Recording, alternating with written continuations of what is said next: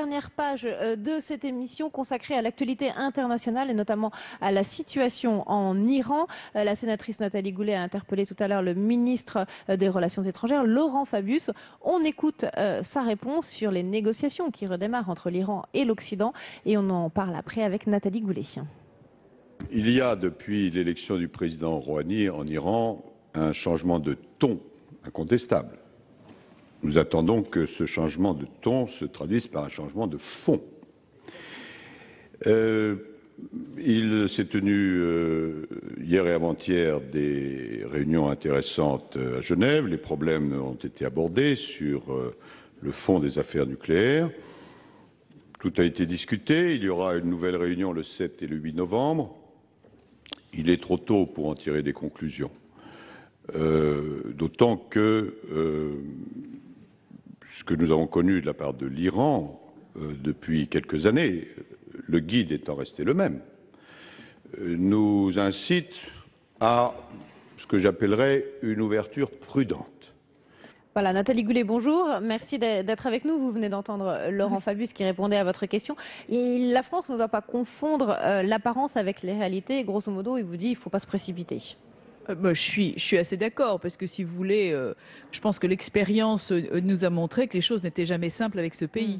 Et en même temps, François Hollande a été le premier à rencontrer le nouveau leader iranien, Rouhani. Oui, alors il y a plusieurs points. D'abord, on connaît la méfiance consubstantielle de Laurent Fabius à l'égard de l'Iran. C'est une tradition chez lui et on peut comprendre. Bon.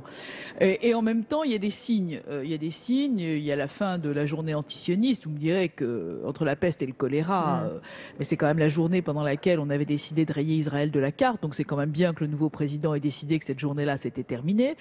Il y a la reconnaissance de la Shoah, il y a un certain nombre de petits gestes qui peuvent nous sembler petits, mais qui au niveau du gouvernement iranien sont quand même importants. Et puis il y a un changement de ton, et puis il y a un espoir de la rue, et il y a beaucoup de gens qui ne connaissent pas l'Iran, sauf parce qu'ils en voient à la télévision, et qui n'est pas forcément une image formidable. Ouais. Comment vous expliquez, vous, aujourd'hui, cette ouverture de l'Iran vers de nouvelles négociations, notamment sur le nucléaire? On va en parler. Est-ce que c'est parce que le pays est étranglé par les sanctions économiques? Vous qui connaissez l'Iran, hein, vous y avez été plusieurs fois, vous en revenez en tant que parlementaire?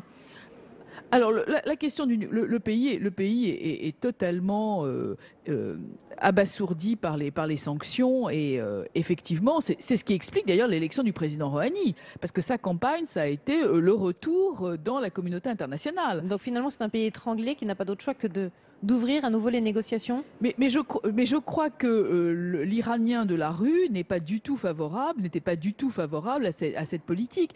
Le problème, c'est l'embargo depuis 40 ans. Il faut voir dans quel état est le pays sur le plan des institutions et tout cet embargo.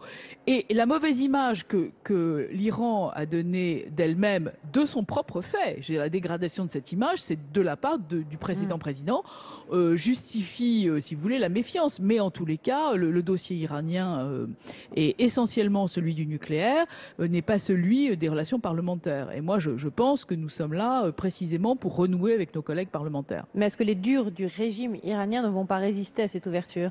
Mais ils résisteront d'autant moins qu'on montrera au président Rouhani qu'on prend en considération sa main tendue. Alors je ne dis pas qu'il faut immédiatement céder à toutes les tentations et notamment lever les sanctions. Je dis simplement qu'il faut prendre en considération la main tendue, reprendre des relations notamment parlementaires auxquelles moi je crois beaucoup à la diplomatie parlementaire, je pense que ça fait partie d'un arsenal. Et vous souhaitez, vous, aller très vite en Iran avec une délégation de parlementaires français?